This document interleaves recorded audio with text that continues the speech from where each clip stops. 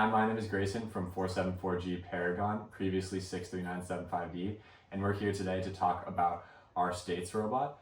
And this will include a complete overview of our robot, including our Ratchet system, which we submitted for Innovate. We're also going to cover how we dealt with field variants, and we're going to talk about our custom brain screen. Hi, my name is Julian. I'm going to be explaining our lever bond. The way this works is we use a flex wheel intake to funnel blocks into our polycarbonate and metal tube section, and then we have a lever down the middle of our robot to score them all at once. Some of the benefits of this is we can reliably score a lot of blocks at a time, but also if there are opponent blocks in the center control zone on long goals, our robot kind of acts as a D-score, and when we score, our blocks replace theirs in the control zone.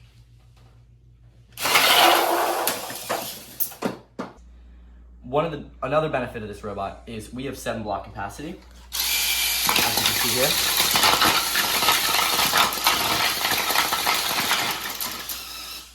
And one of the reasons we can do this is because on our lever, we have a C-channel coupler mounted off of the main C-channel, which allows us down here to get underneath the last block that gets squished here, giving us the most reliable and consistent scoring. Now I'm going to pass it off to Grayson to talk about our ratcheting system. Okay, now I'm going to talk about the ratchets that we use on our lever. So we realized that you only need to power a lever on the way up, and that you don't need to pull it down because gravity, or in our case, a light rubber band, can do that instead. So there's an opportunity there to use that other direction of the motor for something else. So basically in one direction, your lever motor powers the lever, and in the other direction, it powers, in our case, our intake. And the way that we do that is with 2 ratchets on here. This ratchet is assigned to our lever, and this one is assigned to powering our intake, if you can see that spinning back there. Our drive motor is right here. This is our lever motor. There's a 12-tooth gear off of its drive shaft into a 36-tooth gear, and since this is a 200 RPM motor, that means our lever is running at 66 RPM. This 36-tooth gear is on the same shaft as the 12-tooth inner trace right there. So that's just a 12-tooth metal gear. And these pawls are very, very, very loose. And they actually engage with gravity, and that keeps everything really frictionless. And since this is connected to our intake, I'll show that in a minute, but since it's connected to our intake, it's important for everything to be nearly frictionless, so that we're not wasting any energy on friction. So the way that this ratchet here works is that it engages in one direction when we power our lever, and then in the other direction, you can see it free spins. And you can also see like this pawl, since it's so loose, it's like barely bouncing up and down at all. All right, so now I'm going to talk about how we connect this to our intake. Coming through here, this is again our drive shaft, comes along underneath the lever into this C channel where we have a 12 to 12 tooth gear ratio, and that's just to reverse the direction. This shaft is then connected to the 12 tooth pinion in there, which is the inner trace of this ratchet. And we have 2 very loose pawls on here. So you can see this engage when we power our intake. You can see this pawl's tight on there. And one quick note about these pawls, which you can see here. They're very, very loose, just like the one on this ratchet. And they use a little washer to engage. And when they engage, they just get like pulled into the pinion, and then the screw head also clamps down. So it's like a double clamp, essentially. What's really unique about this ratchet is that it's actually non-backdrivable. And what that means is, if I grab regular ratchet here, for a typical ratchet, if we pretend this is our drive motor and this is the output, you power it in one direction, right? So I'm feeling the resistance here. But the same thing happens in reverse. So if you take your output and spin it in the opposite direction, you actually end up back driving the input. And the reason that would be harmful for this design is because if we wanted to outtake, so if we want to spin blocks out, which is really important to score on the low goal, then we would end up lifting our lever. And if you're trying to outtake while lifting the lever, then your blocks are just going to get jammed. So we needed some way for this ratchet to disengage when we're outtaking. And the way that we do that is actually using centrifugal force. So since these pawls are attached so loosely and we use These are plastic screws with the heads cut off. Since they're attached so loosely, they actually flip out of the way when they're spun quickly and essentially disengage. So it's a non-backdrivable ratchet, which is something that we came up with. And you can see that happen when I outtake. It has no impact on the ratchet system whatsoever. We'll throw up a clip here. The last thing for these ratchets is that they're actually very, very frictionless, which is really important since we have it chained to our intake and we want to make sure that our intaking is as smooth as possible. So if you can see, this ratchet free spins really well. And you can also see the non-backdrivable aspect of it, because when I spin it this way, this is like as if we were intaking, nothing happens. If this is we're outtaking, it also doesn't impact it. Only when you use the inner trace does it impact. That sound's coming from the front of the robot. But again, yeah, output doesn't do anything. Input is the only thing that drives the output shaft.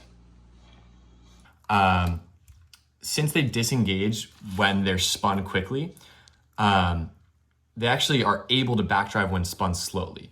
And you can see that here. If I spin this, our lever starts raising. This is not a good explanation. There we go. Lever starts raising. And while this might seem like a bad thing, it's actually very helpful, because what we can do is we can intentionally spin these backwards slowly to backdrive the lever. And so we already have a 2-motor intake like we described before, but we can also have a 2-motor lever. And the way that we do that is, at first, we lift our lever out of the way of the intake, and then we spin our intake backwards until this ratchet engages, and we look for a raise in voltage. And then once we see that's engaged, then we spin it up the rest of the way. So you can see that sequence here. So it's a little bit of a 3-step process. One thing that we're using for our lever is, since we don't really know where this is at a given time, we actually have to stop it up here at the top using a bumper switch, which is really helpful, because then whenever our lever comes up, it hits the bumper switch, and then we know it's at the top, and we can just let it come back down. So again, quick summary of this design. We're using these 2 ratchets to filter the lever motor's direction, so that in one direction, we assist in powering our intake here. So we have a 2-motor intake. We have a 1-motor outtake, because this ratchet disengages with centrifugal force. And then we have a 1-motor lever when we spin this in the opposite direction. Now I'm gonna pass this back off to Julian to talk about our undergoal mechanism. So now I'm going to talk about our undergoal and middle goal capabilities. So when we were designing our lever bot, we realized it was a very versatile feature to be able to dip under the long goals to either score on the long goal and gain the control zone really quickly, or escape and get the middle goal control zone. So we use this 4-bar mechanism to allow us to dip our robot to get that middle goal scoring, but then also raise back up without affecting our block storage at all. You can see here, we are holding 7 blocks, and when we dip, it doesn't affect our storage at all. One thing we realized when we were building this is, when the robot is in its lowest state to go under the goal, it is too low relative to where the middle goal is. So we realized we needed 3 states. So we used this foam soft stop here, which allows us to have our upper state, a middle state where the robot rests on the foam, and a lowest state by using the angle on the long goals to essentially push down on the robot to compress that foam and give us that lowest state.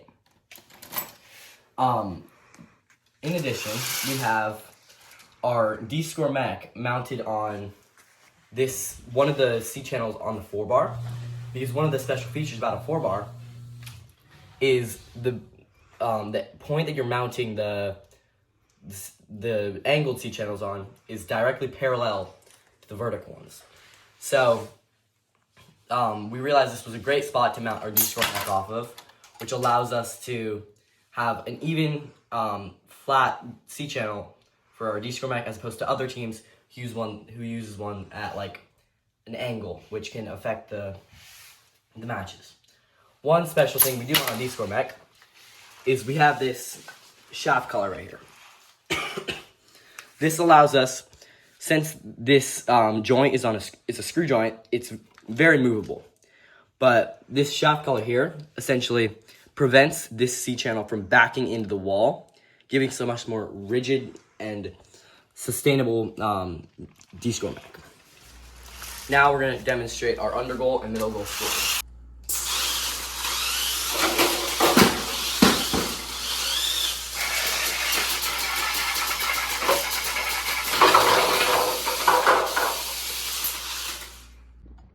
All right, so we got a triple acting piston tech. So we have our down position so the balls can't come out, and then we have our up position for when we score, and then we have our middle position for when we want to de-score.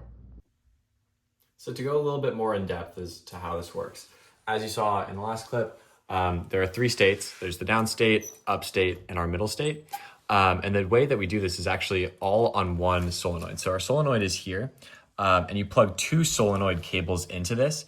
And what that actually does is you can treat the Vex solenoid as 2 separate solenoids. So this is a solenoid on the left and a solenoid on the right. And these are basically like the SMC single acting solenoids. And since these are plugged into both the extend and retract parts of the piston, you can address these individually. So we can tell it to you can send either like true or falses to the extend and retract. If you send a true to the extend and a false to the retract, then the piston will extend. If you send true to the retract and false to the extend, it'll pull in. But if you send falses to both, then no air will be in the system at all. And so that's how we have like the rubber banded middle state. And this is what we use to nudge blocks at the end of the long goal. Hi, my name is Dylan, and I'm here to explain our match loader and intake system. So starting with our match loader, we have funnels and aligners on the bottom of our match loader, and these help align our match on directly so that we hit it directly. And these are bent on purpose to allow for our match loader to be at a lower height, which is more optimal for ball collecting. Also, we have bracing coming off of the aligner, and this helps make sure that the force from when our robot rams into the match loader doesn't go into our L channel and cause it to bend, but instead goes into our drivetrain. So it comes like this through here, and into our drivetrain. Another cool feature of our match loader is the way we do our hard stops. We've seen other teams online have trouble, and in person, have trouble with their hard stops slowly bending over time. And this makes it so that our match loader would change and not be at the optimal height. And every time we readjust it again, we just weaken the hard stops. So what we did to counteract this was we put pillow bearings that center the screw and make sure that the match loader or hard stops don't bend over time. On top of that, we have 2 funnels that help funnel our ball into the middle of our intake so that our intake picks up most optimally when we're in our match loader.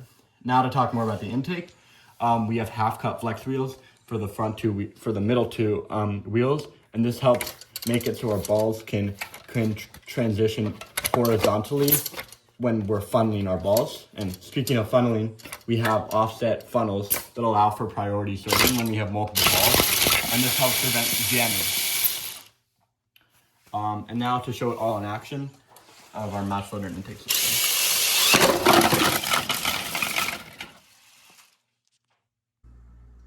Okay, so now I'm going to be talking about our aligner.